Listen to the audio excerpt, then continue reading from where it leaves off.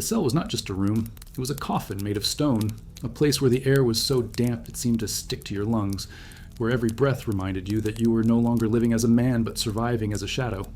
Imagine being locked inside walls that sweated moisture, with a floor permanently slick with mud and waste, where rats gnawed at the corners and spiders spun their webs above your head.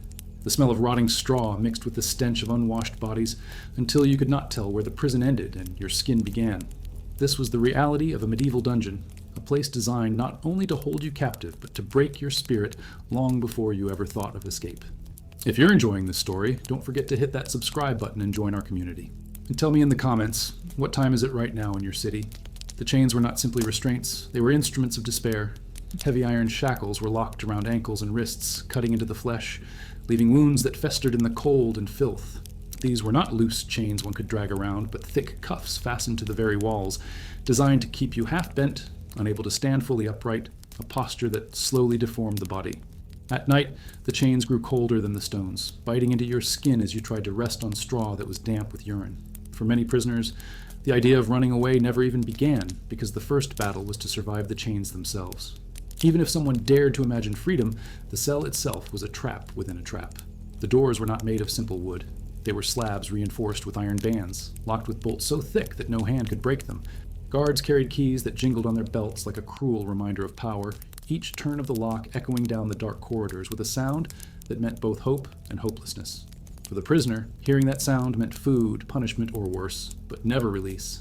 The sound of the key turning was like thunder in a storm. It made your heart race, but you never knew if lightning would strike you next. The cold was not just a physical torment, but a weapon. In winter, the stones radiated frost that seeped into bone, leaving prisoners shivering so violently their teeth cracked. In summer, the air in the cell grew stale, suffocating, with barely any circulation from the tiny slit in the wall that passed for a window. That slit, meant to let in the faintest sliver of light, also became the cruelest reminder. The outside world existed, bright and alive, just beyond reach. You could hear church bells, laughter of children, the trotting of horses, all faint, but enough to torture the mind with memories of freedom. For a prisoner, the outside world was visible enough to ache for, but never close enough to touch. And then came the silence. A silence so heavy it pressed against your chest, broken only by the occasional dripping of water from the ceiling or the scratching of rats in the corners. Silence could make a man go mad faster than hunger. You would begin to speak to yourself, whispering your name, reciting prayers you half remembered, just to prove you still had a voice. Some sang, their broken tunes echoing across stone walls, only to be cut short by a guard's boot or fist. The cell was not just a place of confinement. It was a machine built to unmake you, one thought, one breath, one silence at a time. Every element of that environment worked together to make escape not only unlikely, but unthinkable. The chains, the stone, the cold, the silence, all designed to condition the prisoner to obedience, to strip him of the will to even look for a way out. And yet, as despair wrapped itself tighter, there was always a flicker of rebellion in some hearts, a flicker that whispered, maybe, just maybe, there could be a chance. But in a world where even your cell seemed alive and determined to keep you in, the flicker was more dangerous than the chains themselves. It promised hope in a place where hope was often the cruelest punishment of all. It was in that fragile space between despair and the desperate dream of freedom that the prison's true grip held strongest. Because for anyone who dared to imagine escape, the cell was only the first enemy. Beyond those walls, something even more merciless was waiting. If the cell was designed to crush the prisoner's body and spirit, the guards were the living embodiment of that same purpose. They were not merely men tasked with holding a watch. They were enforcers of fear, reminders that every attempt to rebel, every flicker of resistance would be answered with pain. Most of these guards were hardened soldiers who had already lived through wars, mercenaries who had no allegiance to anything but coin, or locals who had long since grown numb to suffering. Their faces were carved by harsh winters and harder battles, and their eyes carried the kind of emptiness that came from witnessing cruelty so often it had become routine. To them, a prisoner was not a person, it was a burden, a problem to be managed, a body to be controlled. They patrolled the corridors with weapons always at hand. A sword or an axe was common, but the most feared tool was often the cudgel, a blunt piece of wood or iron capable of breaking bones without killing outright. Guards were trained to use it with precision, delivering blows that crippled but did not end life. A prisoner who limped was less of a threat than one who could still run, and the bruises that blossomed purple and black across backs and ribs served as reminders of what would happen if discipline wavered. Stories spread quickly among prisoners of a man beaten so badly for whispering about escape that he could no longer stand, of another forced to crawl for weeks after refusing an order. Fear traveled faster than hope in those corridors. But fear was not the only weapon the guards wielded.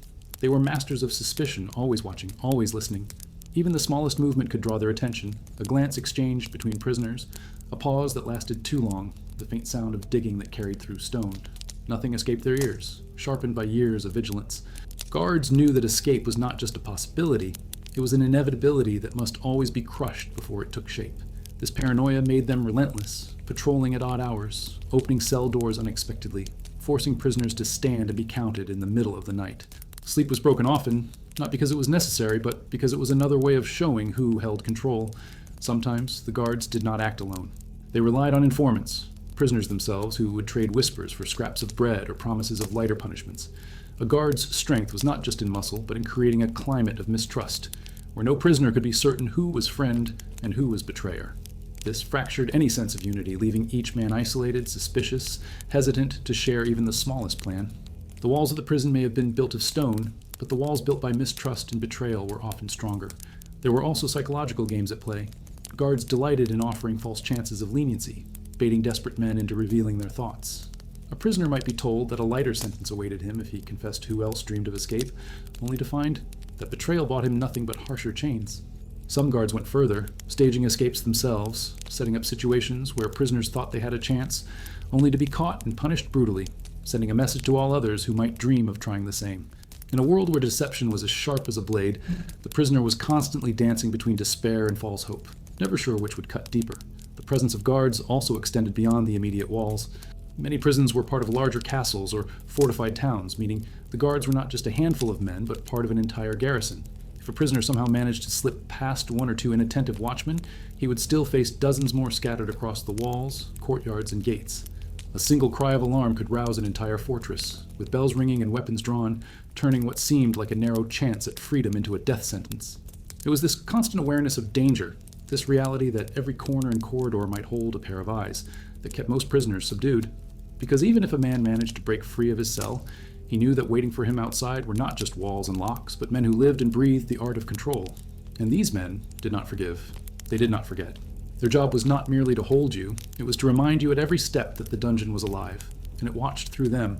And yet, for those prisoners who dared to imagine, for those who let their minds wander toward the impossible, the guards were not the only threat.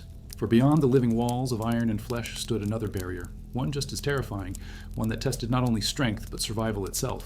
If the guards represented the constant invisible threat, the tunnels embodied the hidden temptation, the whisper of a path to freedom that almost always led to disaster. For prisoners whose days and nights blended into an endless rhythm of despair, the thought of digging into the earth beneath their feet was both a fantasy and a curse. A tunnel promised escape, but it also carried risks so deadly that the very soil seemed to conspire with the prison to keep its captives trapped. The first challenge was the stone itself. Many medieval prisons were carved into or built upon solid rock foundations, with walls that sank deep below ground. The soil, when it appeared at all, was mixed with gravel and shards of limestone that tore at the skin of anyone daring to dig with bare hands or crude tools. Prisoners who attempted to scrape their way through used anything they could find: a spoon stolen from a meal, a shard of broken pottery, even bones of animals left behind after scraps of food. Each scrape against the earth was an act of defiance, but also a gamble with time, sound, and strength. The faintest echo of metal hitting stone could carry through the silence of the dungeon and betray the entire attempt. Even if the soil gave way, the air beneath the ground was merciless. The deeper the tunnel went, the heavier the atmosphere became. Oxygen thinned, suffocating the digger slowly until lungs burned and heads spun with dizziness. Many prisoners passed out in the dark cavity, their lifeless bodies discovered days later when the stench of decay reached the main corridor. Tunnels often collapsed without warning, burying men alive under layers of mud and stone. The silence that followed was perhaps the cruelest sound of all, a reminder to the other prisoners that the earth itself had no mercy. There are scattered chronicles of attempts that bordered on legend. One account from a German fortress describes how prisoners spent months carving a tunnel beneath the walls, only to emerge in the open courtyard of the guard barracks. Their mistake was not in their determination, but in their lack of knowledge. Medieval prisons were often intentionally designed with irregular layouts, twisting walls, and deceptive architecture meant to disorient anyone who dared to map an escape. A prisoner might think he was digging toward the forest, when in truth he was only circling deeper into the heart of the fortress. Hope could turn into a cruel trick played by stone and earth itself. And then there was the water. Many dungeons were built near rivers or moats, using the natural landscape as part of their defenses. Tunnels dug too far or too low often pierced into underground streams or damp soil that quickly flooded the cavity. What began as a careful escape route became a drowning pit, trapping the digger in complete darkness as icy water rushed in. Survivors of such attempts, if any, spoke of the sound of gurgling earth, the panic of clawing upward, and the taste of mud filling their mouths as they tried to scream. Few lived to tell such tales, and those who did carried the memory like a wound that never healed. But the dangers of tunneling were not only physical. The psychological toll of working in secret under constant fear was immense. A prisoner had to labor in silence, knowing that every scrape, every movement of displaced soil could be the sound that betrayed him. He had to trust others to remove dirt discreetly, often hiding it in straw bedding or scattering it in small handfuls across the yard during rare moments of outside labor. Any mistake, any suspicious trace of earth where it should not be, drew the eyes of the guards, and when discovery came, it brought consequences that rippled far beyond the digger himself. Entire groups of prisoners could be punished, chained tighter, beaten senseless, or even executed to set an example.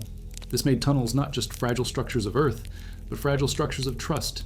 It only took one frightened man, one whisper to a guard, for the whole plan to unravel. Many prisoners, broken by hunger and despair, betrayed their companions for the promise of food or simply to save themselves from harsher punishment. Digging a tunnel was therefore not only a fight against stone and suffocation, but against the very frailty of human loyalty under torture and starvation. And yet, despite all these risks, the dream of tunneling never died. Stories of successful escapes spread like wildfire, even if they were exaggerated or half true. Tales of men emerging from the ground in the middle of a forest, running under the cover of night, were retold in hushed voices as if they were myths of heroes rather than desperate convicts. For many, the tunnel symbolized more than an escape route.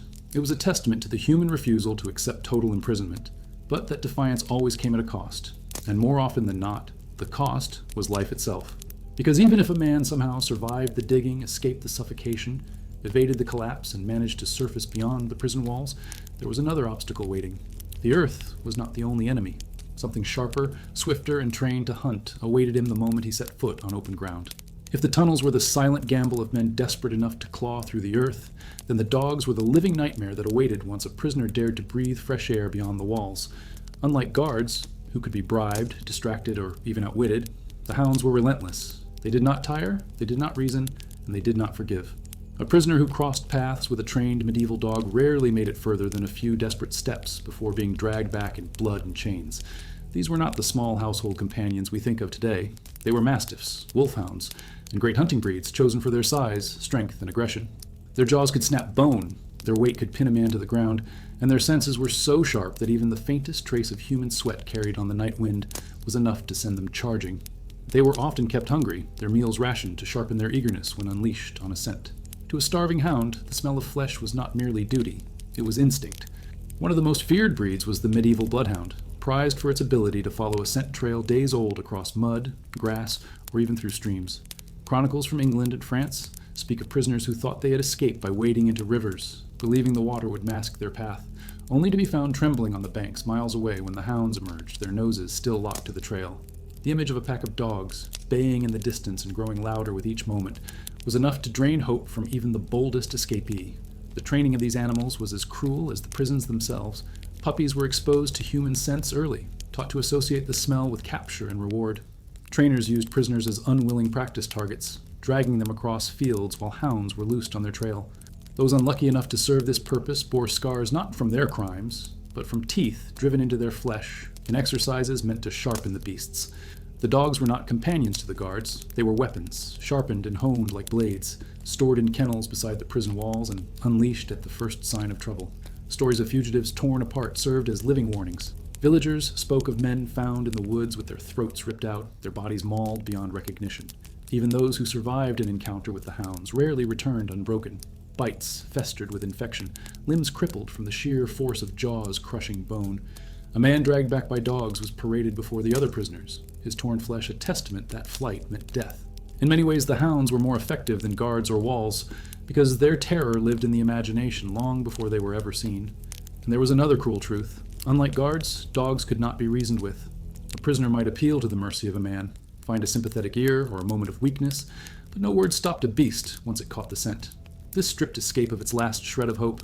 To face a hound was to face nature itself, raw and unrelenting, sharpened by human cruelty into a tool of oppression. The mere sound of barking carried power.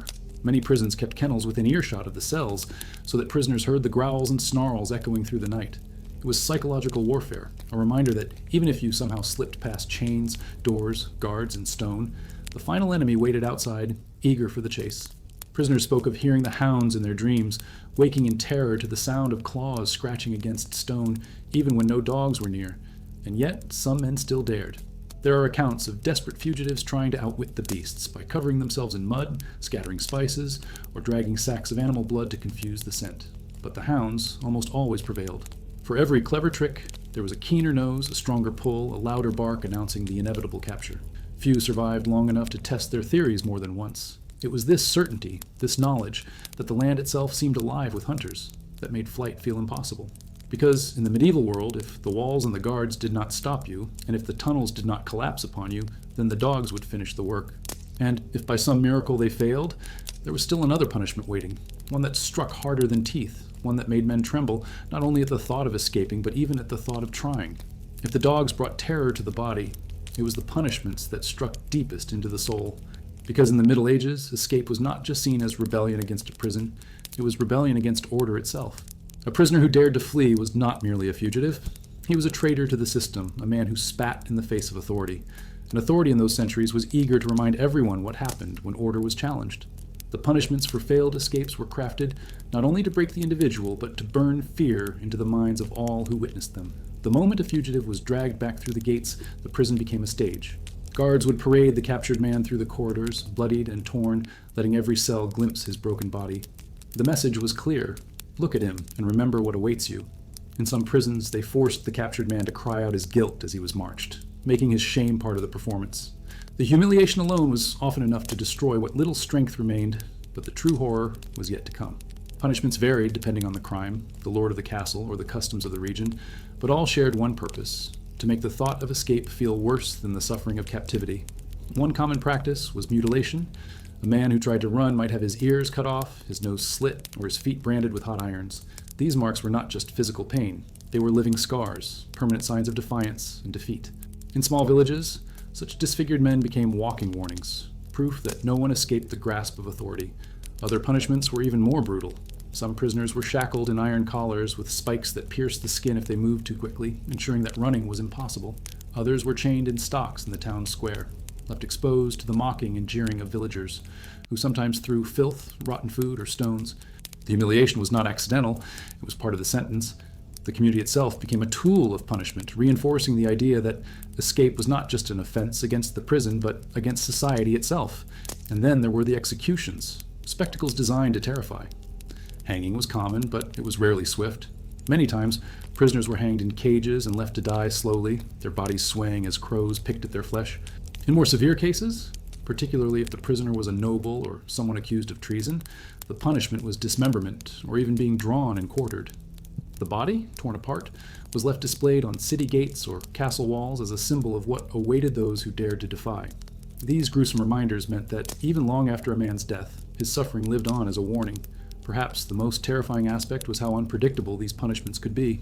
Some lords were known for cruelty, inventing elaborate tortures for entertainment, while others preferred calculated displays meant to assert order. A prisoner could never truly know his fate until it arrived. Would it be a beating that left him crippled but alive? Or would he be burned alive in front of a jeering crowd? The uncertainty gnawed at the mind, creating a prison inside the prison, a fear that shackled the imagination itself. This constant threat of brutal punishment was what made many prisoners abandon even the idea of escape. The risk was too high, the consequences too severe. Better to rot in chains, some thought, than to risk mutilation or public death. But human nature is complex, and desperation often outweighs reason. For every man who surrendered to despair, there was another who whispered plans in the dark, who dreamed of breaking free no matter the price. And this tension, between the crushing weight of punishment and the unbreakable will to escape, was what gave medieval prisons their sinister power. They were not only fortresses of stone and iron, they were theaters of fear, places where every attempt at defiance became part of a performance meant to keep the rest obedient. But punishment, as horrifying as it was, did not always succeed in silencing that small spark of hope. Some prisoners still risked it all, knowing full well what awaited them if they failed. And when they did, when they chose defiance over submission, they were forced to face the cruelest reality of all, that in a world built on chains and fear, survival itself was the rarest form of victory. For all the chains, the guards, the tunnels that swallowed men whole, the hounds that ripped fugitives apart, the punishments that turned failure into a spectacle of agony, one truth remained. Almost no one ever truly made it out. The annals of medieval prisons are littered with the names of those who tried and paid with their lives, while the stories of successful escapes are so rare that they read more like myths than history. To flee the dungeons of the Middle Ages was to stand against a system that was not only built of stone and iron, but also of fear, betrayal, and the relentless weight of authority. And almost always, that system won. The few who dared to defy it were often crushed not by the walls themselves, but by the sheer hopelessness of the task. A man could fight against a guard. He could trick a hound for a moment. He could carve a tunnel into the earth, but he could not fight against hunger, exhaustion, and the constant awareness that the world beyond those walls was not waiting with open arms. For many fugitives, freedom was a cruel illusion. Those who managed to crawl through mud and blood, who slipped past watchtowers and patrols, often found themselves stumbling into forests without food, without shelter, and with wounds festering from their escape. Starvation claimed many within days, cold nights in the wilderness finished others, and always behind them echoed the threat of pursuit. Because medieval prisons did not exist in isolation, the society around them was part of the trap. Villages were not places of refuge, but of danger. Strangers were instantly recognized, and loyalty to the local lord often outweighed compassion for a broken fugitive. Rewards were offered for the capture of runaways, and peasants who lived in fear of punishment themselves rarely risked their lives to shelter one. This meant that even if a man had slipped through every chain and lock, his every step outside was still shadowed by suspicion. He could not beg for food, he could not enter an inn, he could not even drink from a public well without risking exposure. Freedom in the medieval world was as dangerous as the dungeon itself. Yet the human spirit clung to stories of those rare men who beat the system. Whispers spread about prisoners who disguised themselves as monks to walk past the gates, or who blended into traveling merchant caravans, hiding among goods and livestock. There were tales of a man in France who supposedly carved a key from bone and opened the locks himself, vanishing into the night. Another legend spoke of a group who escaped through a sewer, crawling through filth for hours before emerging into the open countryside. But the common thread of all these tales is that they are stories, whispered, exaggerated, passed down as cautionary tales or as sparks of hope, but almost never confirmed by records. Because the reality was that for every tale of success, there were dozens of failures that ended in mutilation or death. This imbalance was deliberate. Lords, kings, and jailers ensured that the overwhelming message was one of futility. Records of failed attempts were written into chronicles, punishments displayed in public squares, and bodies hung from gates. Meanwhile, any success was buried, denied, or erased, so that it would not inspire others to follow. The system thrived on fear, and fear was best maintained by making sure that everyone knew escape was not only impossible, it was suicidal. And yet, despite the overwhelming odds, despite the dogs, the tunnels, the betrayals, and the punishments, the human will to resist never completely died. There were always whispers in the dark, always scratching in the walls, always eyes scanning for the slightest weakness in the fortress. It was this refusal to surrender entirely that terrified authorities the most. Because if even one prisoner managed to slip free, it planted a seed in the minds of others, a seed of rebellion that no chains could fully extinguish. The story of medieval prison escapes, then, is not merely one of failure.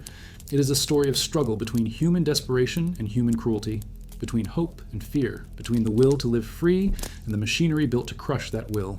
Most died in the attempt, their names lost, their bodies broken. But the fact that some still tried, over and over again, reveals a deeper truth, that no matter how high the walls, how heavy the chains, or how sharp the dog's teeth, there is something within the human spirit that refuses to accept captivity without a fight. And it is this tension, the endless battle between the dream of freedom and the certainty of punishment, that made the prisons of the Middle Ages far more than places of confinement. They were crucibles of suffering and resistance, reminders that fear can control the body but rarely extinguishes the mind. And in those rare, fragile moments when a man did break free, running breathless into the dark, the entire system trembled, if only for an instant. Because in that instant, against all odds, hope proved stronger than chains. When we think of prison escapes in the Middle Ages, we often imagine the prisoner's battle against walls, guards, or chains. But the truth is that even if someone managed to overcome every obstacle inside, the greatest danger often waited outside. Freedom, in the medieval world, was not a welcoming horizon. It was a land filled with eyes, ears, and loyalties, where every villager, every farmer, every merchant could become part of the prison itself. The community surrounding a dungeon was not neutral, it was an extension of its walls. For a fugitive, stumbling out into the open, weak from hunger and wounds, the first step was always the most dangerous. He could not simply walk into the nearest town and expect to disappear. Villages were small, tight-knit, and deeply suspicious of strangers. Everyone knew each other's faces, families, and histories. A new man appearing suddenly in ragged clothes, limping, dirty, and desperate, was instantly noticed. It was not just curiosity that made villagers suspicious, it was survival. Harboring a fugitive could bring brutal retribution. Lords often punished entire villages if they were found guilty of aiding an escapee. Crops could be burned, fines imposed, or worse, men hanged for treason. In a world where survival depended on obedience, most peasants had little choice but to turn in anyone who seemed out of place. And there was also the lure of reward. Many prisons offered money, land, or privileges for the capture of fugitives. For peasants who toiled daily under crushing poverty, a chance at silver was a temptation too great to ignore. Reports from chronicles describe entire villages mobilizing in hunts, men with pitchforks and torches combing the countryside in search of a runaway, eager to deliver him back in chains for the promise of coin. Even those who might have pitied the fugitive in secret knew that the risk of helping outweighed any compassion they could feel. But the betrayal did not always come from villagers alone. Inns and taverns were dangerous traps for the desperate. A runaway might think he could slip into a crowded hall, blend into the shadows, and perhaps steal some food or rest by the fire. But innkeepers were often the most watchful of all. Travelers were rare, and every guest was scrutinized. If a stranger came without coin or papers, suspicion immediately grew. Many innkeepers acted as informants, passing word to local guards when someone arrived who did not belong. For a fugitive, the warmth of an inn was often the last place he ever saw before being dragged back to his cell. The church, too, was not always a sanctuary. While some monasteries offered protection to fugitives under the ancient rite of sanctuary, others worked closely with local lords to maintain order. Priests were respected figures in their communities, and their word carried weight. A priest's denunciation of a fugitive could seal his fate, spreading fear among villagers that helping him would invite damnation as well as punishment. Yet paradoxically, there are also rare stories of monks disguising prisoners as fellow brothers, smuggling them out under cloaks, or offering food in secret. These contradictions made the outside world even more dangerous, for a fugitive could never be certain if he'd stumbled upon a savior or an executioner. Geography itself worked against them. Castles and prisons were often deliberately built in places where escape would be hardest, on high cliffs, surrounded by rivers, or in the center of loyal villages. A man who fled barefoot and half-naked into the wilderness faced cold nights, wild animals, and the endless threat of starvation. Forests were not places of refuge but of peril, full of wolves and bandits who killed strangers as easily as they killed prey. In some cases, fugitives who managed to avoid guards and villagers still perished in the woods, their bones found months later by hunters or shepherds. The community's role in capturing fugitives also meant that prisoners could never truly trust anyone once they were outside. Even a friendly face, offering bread or shelter, might betray them hours later in exchange for safety or reward. Suspicion became a constant companion. Every shadow could be a spy, every kind gesture a trap. This paranoia eroded the spirit just as surely as the dungeon walls had done.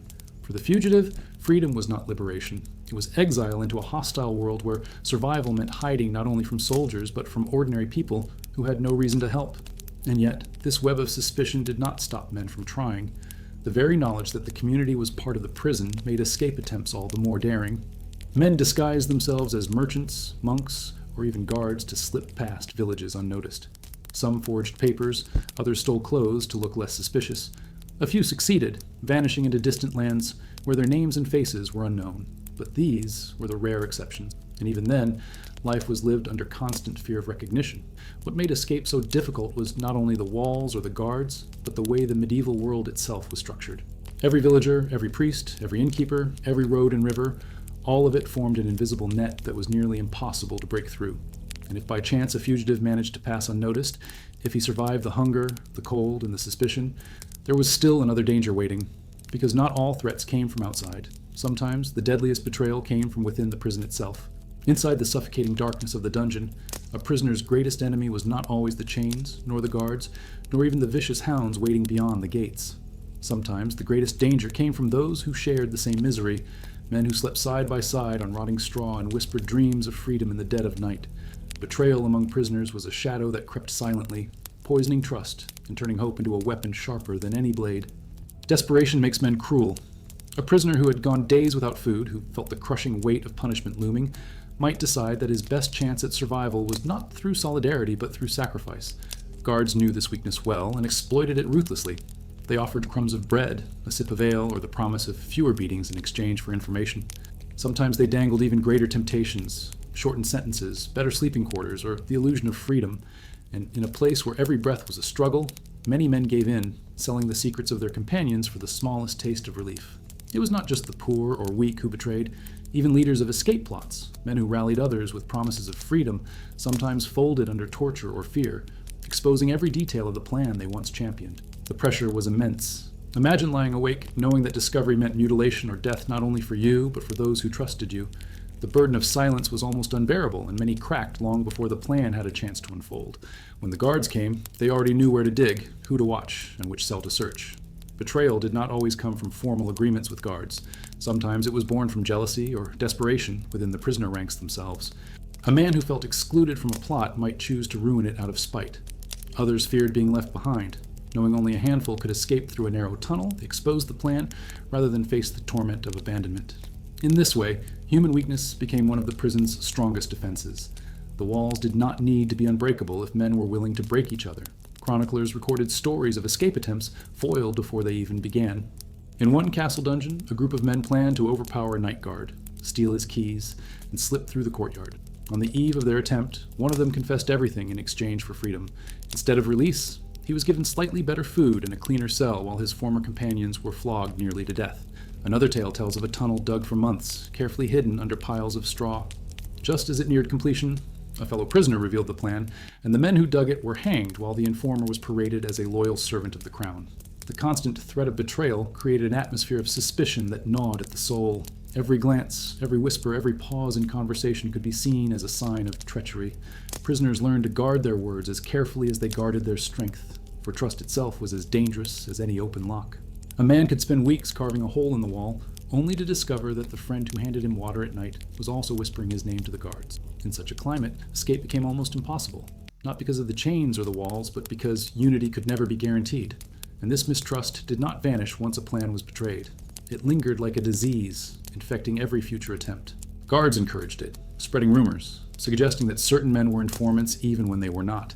This kept prisoners divided, suspicious, and afraid to cooperate. The prison did not need unbreakable walls when it could weaponize human frailty. Suspicion itself became a form of imprisonment, chaining minds more tightly than any iron shackle. Yet, as crushing as betrayal was, there were still men who dared to risk it. Desperation drove them to whisper plans in the dark despite the danger, to test loyalty in small ways, to gamble with trust even when betrayal seemed inevitable.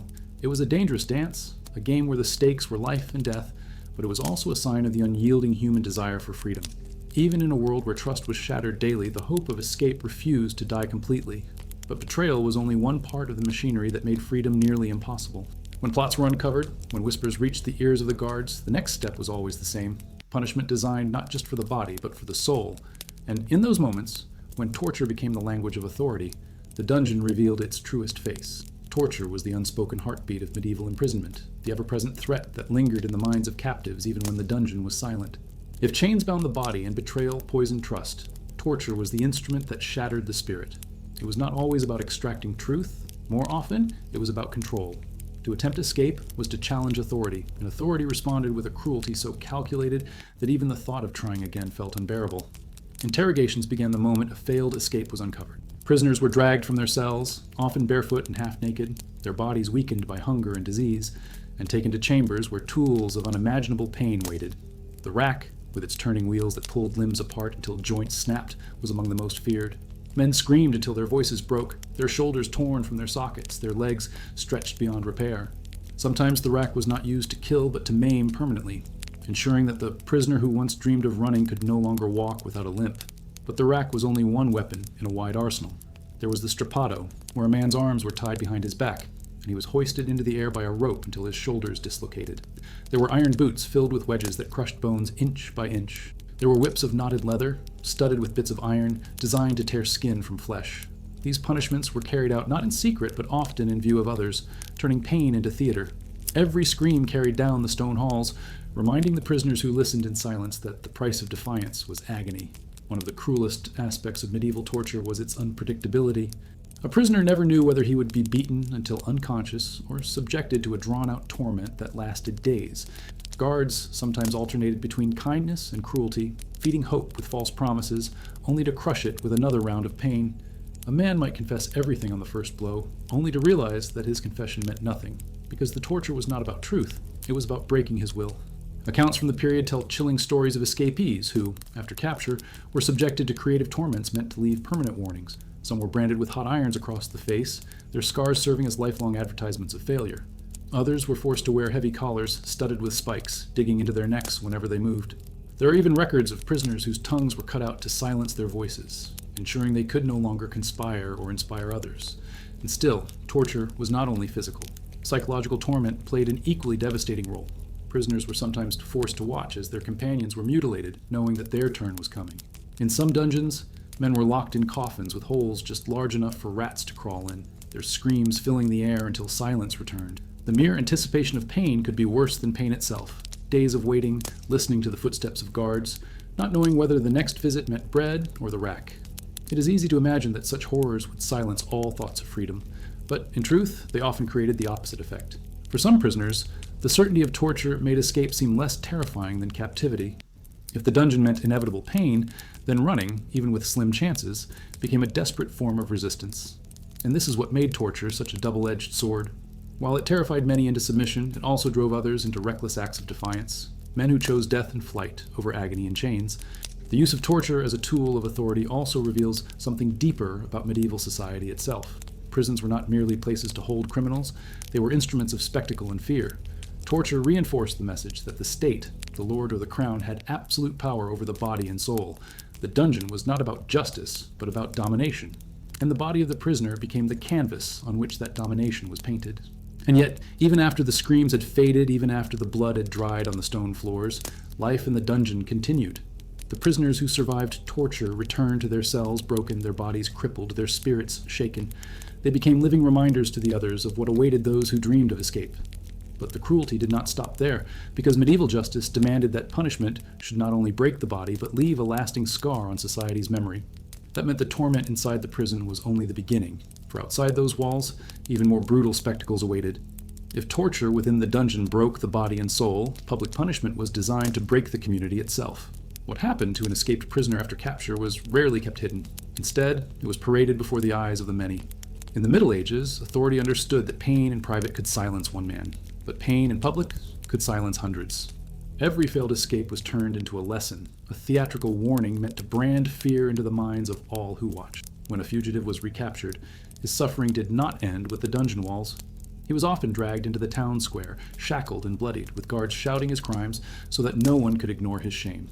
Villagers gathered, children sat on their fathers' shoulders, merchants abandoned their stalls, and priests stood solemnly at the edges, as if to remind all that defiance of law was defiance of God.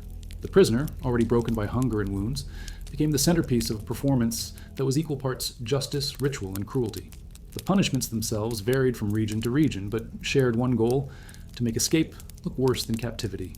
Floggings were common, and not just with simple whips. Knotted cords, rods, or leather lashes embedded with iron tore through flesh with every strike. The sound of the whip cracked across the square like thunder, followed by the cries of pain that echoed down streets and alleys. The crowd did not turn away. Many cheered, some jeered, others watched in silence, their fear growing with every blow. More gruesome sentences awaited those who were considered dangerous or rebellious. Branding was one such punishment, burning symbols of shame into the skin, an F for fugitive, or the mark of the local lord, pressed with glowing iron onto the forehead or cheek. These scars became permanent reminders, carried for life, ensuring that no one could forget their crime. Such marks stripped a man of dignity, turning his very face into a living proclamation of failure. Executions were not rare, but they were rarely swift. A simple hanging could have ended life in moments, but in medieval justice, suffering was as important as death. Some were strung up in iron cages, left to starve and rot as crows pecked at their flesh, their bodies swaying for weeks as reminders at the castle gates. Others were tied to wheels, their limbs shattered one by one before being left on display. The spectacle of death was as calculated as the architecture of the prison. It was meant to leave scars not only on the body, but on the memory of everyone who watched. Even lesser punishments were humiliations carefully staged. Prisoners were sometimes placed in stocks or pillories for hours or days, their bodies locked into wooden frames in the center of town.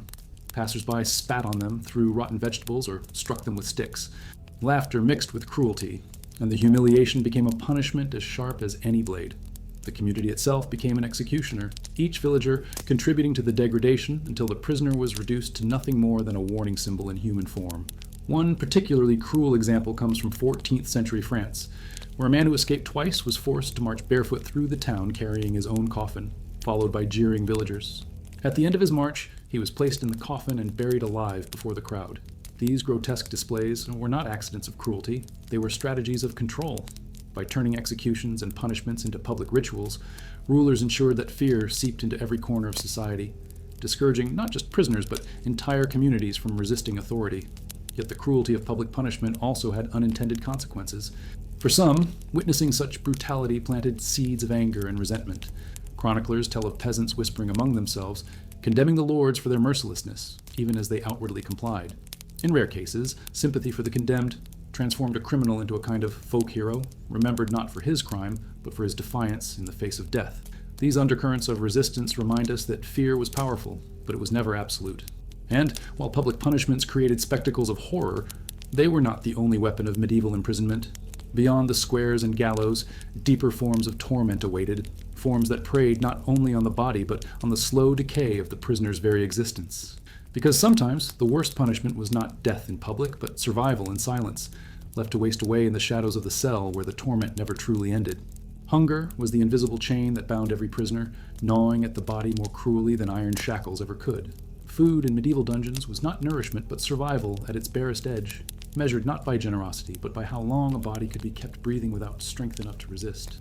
Thin soups of stale water and moldy bread were common rations, sometimes accompanied by scraps of meat so rotten that even dogs would. For prisoners who dreamed of escape, the starvation was more than punishment. It was a weapon designed to strip them of the strength to try. The effects were immediate and devastating.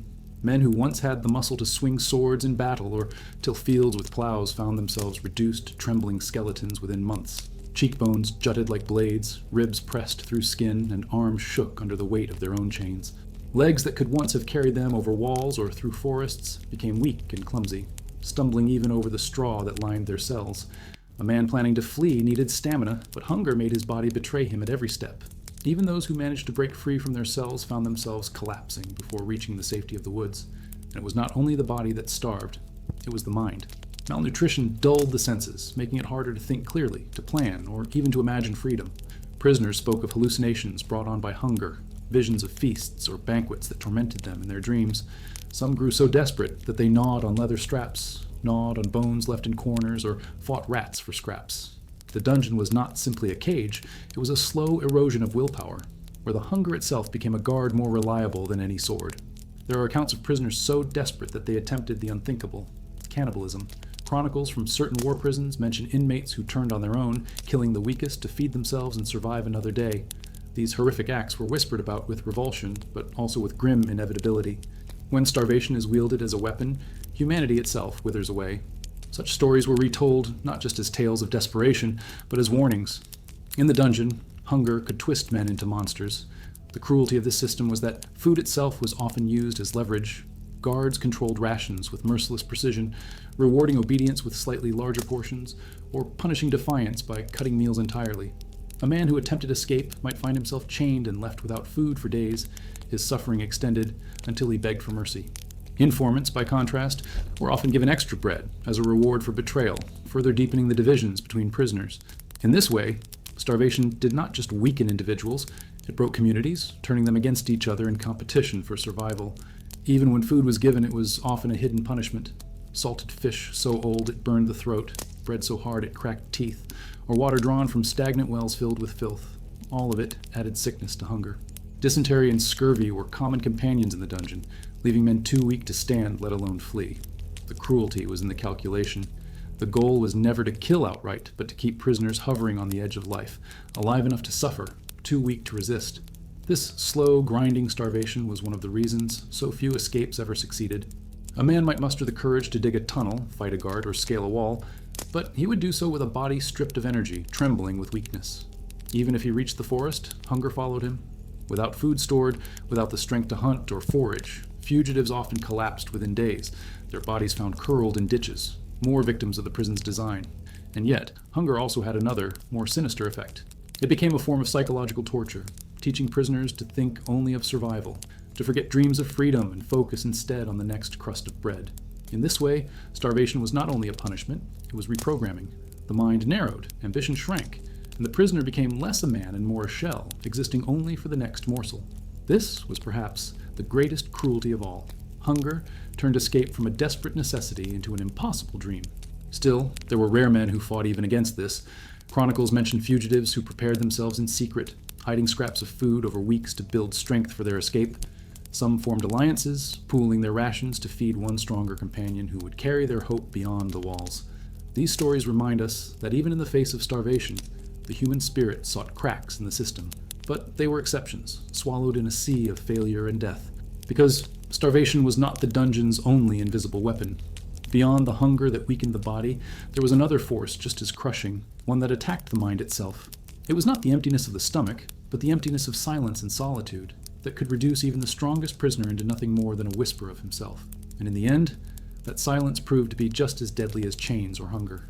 Silence was the cruelest companion in a medieval dungeon. If hunger gnawed at the body and chains bruised the flesh, silence corroded the mind. Long stretches of stillness, broken only by the dripping of water or the scurrying of rats, pressed against the thoughts of prisoners like a heavy stone. It was not peace, not rest. It was suffocating emptiness, the kind of silence that made a man doubt whether the world beyond the walls still existed. Days bled into nights with no change, no voice, no light, until even memory seemed to dissolve. Isolation was often used deliberately as punishment. Some prisoners were locked alone in cells so narrow they could barely stretch their arms, left in darkness so complete that they could not see their own hands. The human brain craves stimulation, and without it, it begins to invent its own. Men reported hearing voices whispering in the blackness, seeing visions of faces forming in the stone, or feeling phantom touches on their skin. Madness became an inevitable companion, a slow unraveling of the mind that could be worse than any physical torment. The lack of sound was deceptive. While the silence seemed total, every small noise became magnified. The scrape of a rat's claws against stone could echo like thunder. A key turning in a lock might send the heart racing for hours, anticipation gnawing long after the sound had faded. Prisoners clung to these fragments of noise as proof they were not alone, yet each sound also deepened their fear, because every noise might mean punishment, torture, or death approaching. In this way, silence became a prison within the prison, not merely the absence of sound, but the constant tension of waiting for the next sound to break it. One chronicler from Italy wrote of a man held in isolation for so long that, when finally brought before a court, he had lost the ability to speak. His voice, unused, had faded into nothing but broken whispers. Others scratched words or symbols into the walls, desperate to leave proof that they had once existed, carving out fragments of themselves to resist the erasure of silence. Some marked days with lines, only to lose count and fall into despair when they realized weeks had become months. The silence swallowed not only their voices, but their very sense of time. The psychological weight of isolation was also a tool of control. Guards understood that a man left too long alone became pliable, broken into obedience without the need for whips or chains. They alternated between solitude and sudden bursts of noise, dragging a prisoner from silence into screams of torture, then casting him back into the dark. This rhythm of fear and stillness shattered minds more effectively than any physical blow. The prisoner became conditioned, trembling at every sound, longing for human contact even if it meant pain. And yet, some men tried to fight the silence. They sang, sometimes quietly, sometimes in broken roars, just to hear their own voices echo against the stone. They recited prayers, poems, or fragments of stories they half remembered, clinging to words as lifelines. In rare cases, prisoners invented entire conversations with imagined companions, creating voices in the silence to stave off madness. These desperate acts were more than survival. They were rebellion against the dungeon's attempt to erase them. Still, the silence claimed many.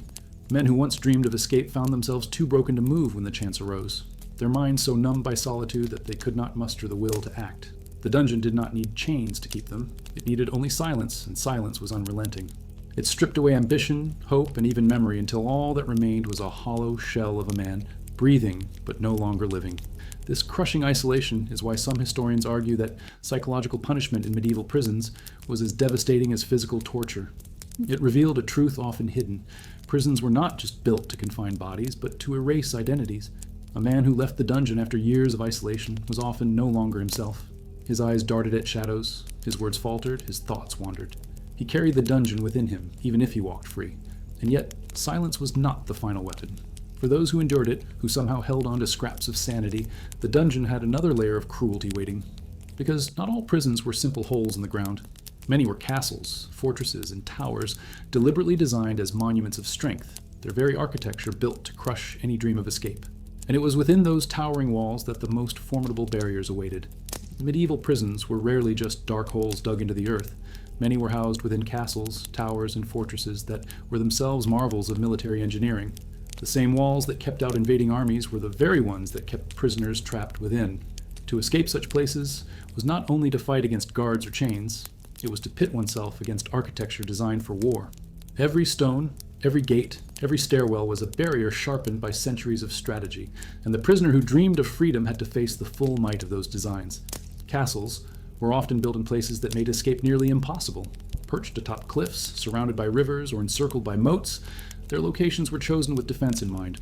For a fugitive, this meant that even if he slipped through his cell door, even if he managed to avoid the guards, he still faced sheer drops, rushing waters, or drawbridges that could be raised at a moment's notice. The land itself conspired with the walls, turning nature into another jailer. Many who tried to flee found themselves trapped not by stone but by geography, staring down cliffs too high to descend, or drowning in the waters that surrounded their prison.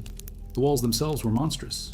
Thick layers of stone, sometimes more than 10 feet wide, loomed above prisoners like immovable mountains. Scaling them was almost impossible, especially for men weakened by starvation and chains. Guards patrolled from the battlements, their silhouettes outlined against the sky, crossbows in hand. Any movement in the courtyard below could be spotted and shot down before it ever reached the walls. And even if someone somehow managed to climb, the walls often curved outward or were studded with jagged stones that tore flesh and clothing. They were not just defenses against armies. They were traps designed to slice away at hope itself. Inside, the architecture was equally unforgiving.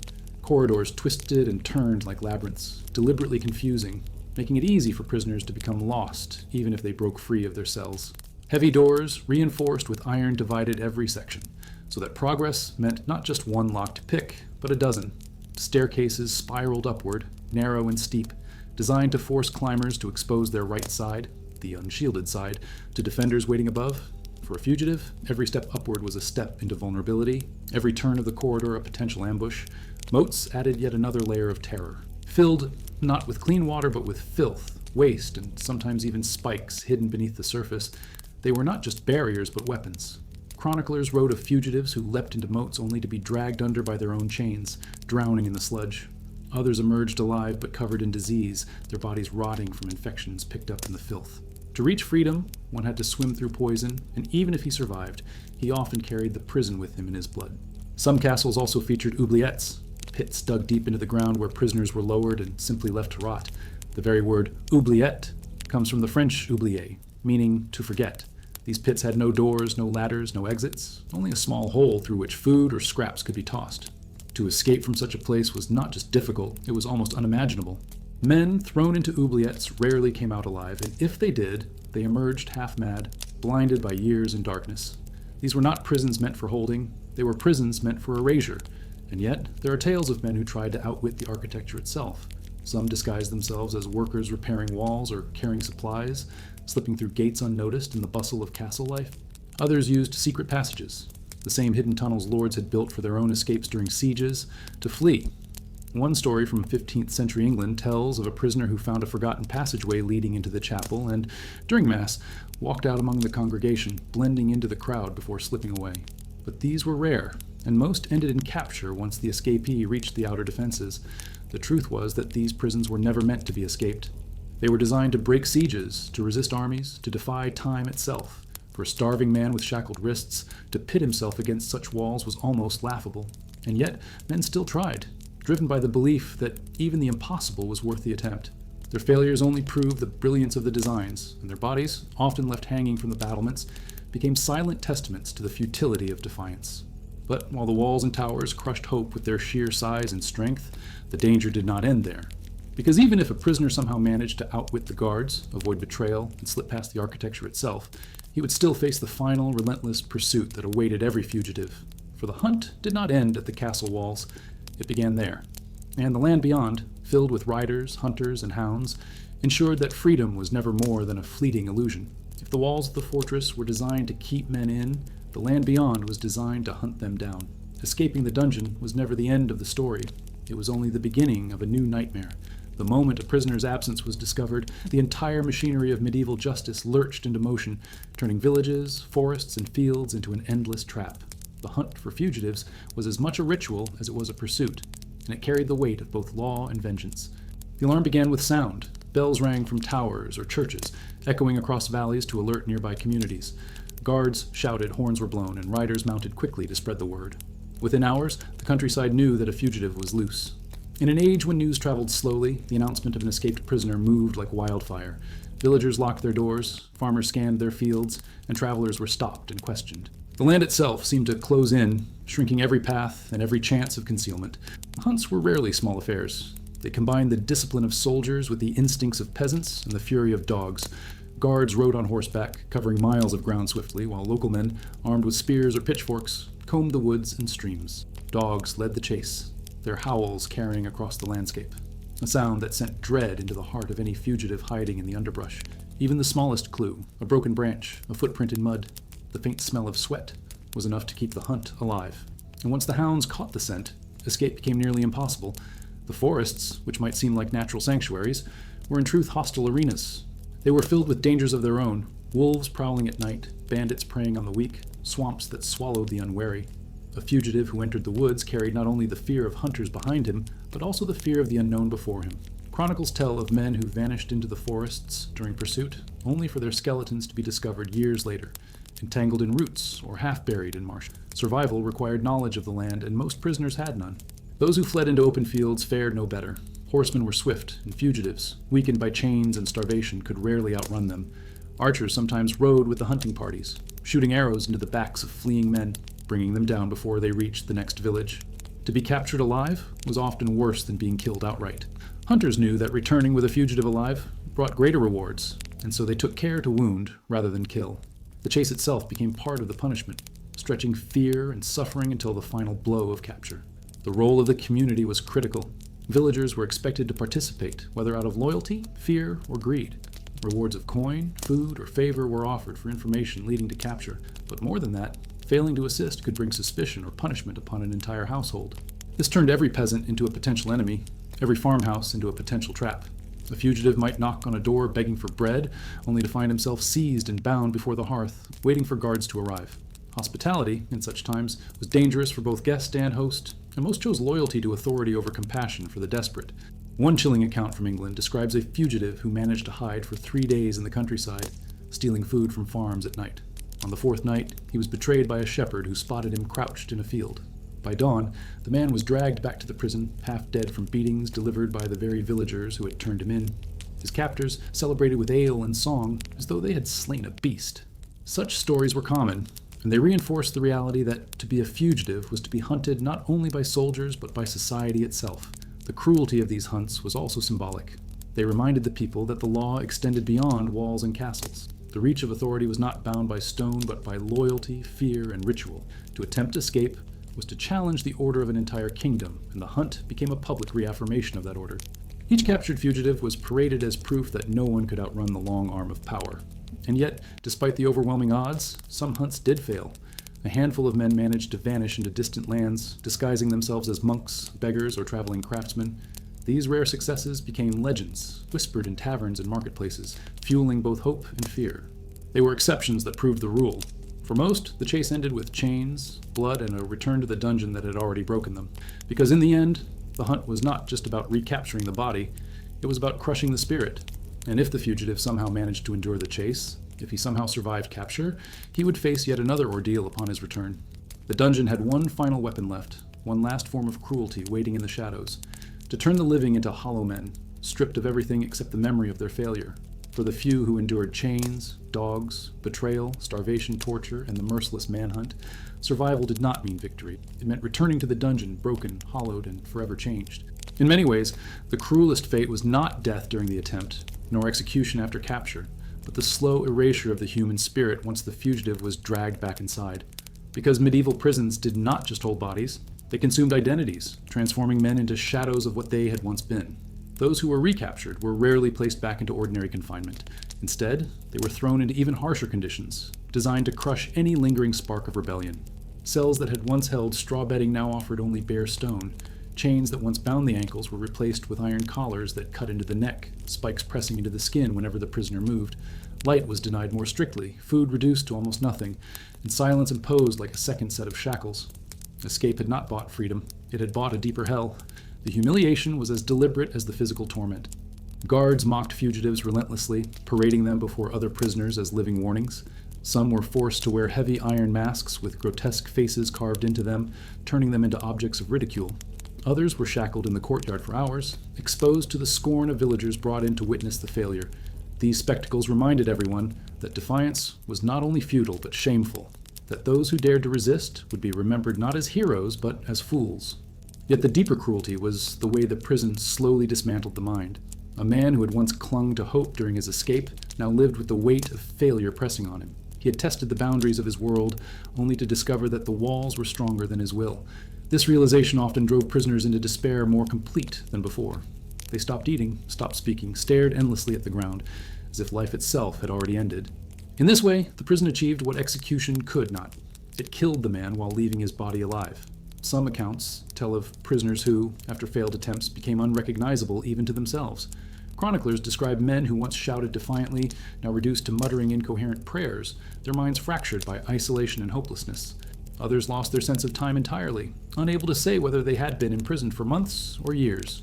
Their memories dissolved into fragments, until even the desire for freedom faded into something that felt like a dream. These were men still breathing, but already ghosts, and yet there were rare souls who carried something unbreakable within them. Even in chains, even after failure, they refused to let the prison claim their spirit entirely. Some carved messages into the walls, defiant marks that said, "I was here and I fought." Others sang, even when beaten for it, their voices echoing down the stone corridors as reminders that hope could still find breath in darkness. A few clung to faith, believing that even if earthly chains held them, divine justice would someday set them free. These sparks of resistance did not often lead to successful escapes, but they did prove something terrifying to their captors, that the human will could endure even the most calculated cruelty. The tragedy of medieval imprisonment lies in this tension. The system was designed to make escape impossible, to ensure that nearly all attempts ended in capture or death. And yet, men continued to try. Despite starvation, despite torture, despite betrayal, they risked everything for the chance to breathe one moment of free air. Most died for it, their names forgotten, their bodies broken. But the very act of trying was itself a rebellion, a refusal to accept that stone and iron could truly contain the human spirit. What lingers when we study these prisons is not only the cruelty of their design, but the resilience of those trapped within them. Every chain was meant to erase defiance, and yet defiance continued. Every wall was meant to silence hope, and yet whispers of freedom persisted in the dark. Even as the dungeon crushed bodies and twisted minds, it never entirely succeeded in extinguishing that spark. And perhaps that is why escape attempts were punished so brutally, not because they posed a real threat to impregnable fortresses, but because they proved that no prison, no matter how perfect, could kill the idea of freedom. In the end, the story of medieval escapes is not just a chronicle of failure. It is a story of human desperation and resilience, of men who chose to risk death rather than accept captivity. Their struggles reveal not only the cruelty of the systems that bound them, but also the unyielding truth that as long as humans are alive, they will dream of freedom even when the cost of chasing it is everything. And in that final truth lies the haunting power of the dungeon. It could chain the body, but it could never fully chain the soul.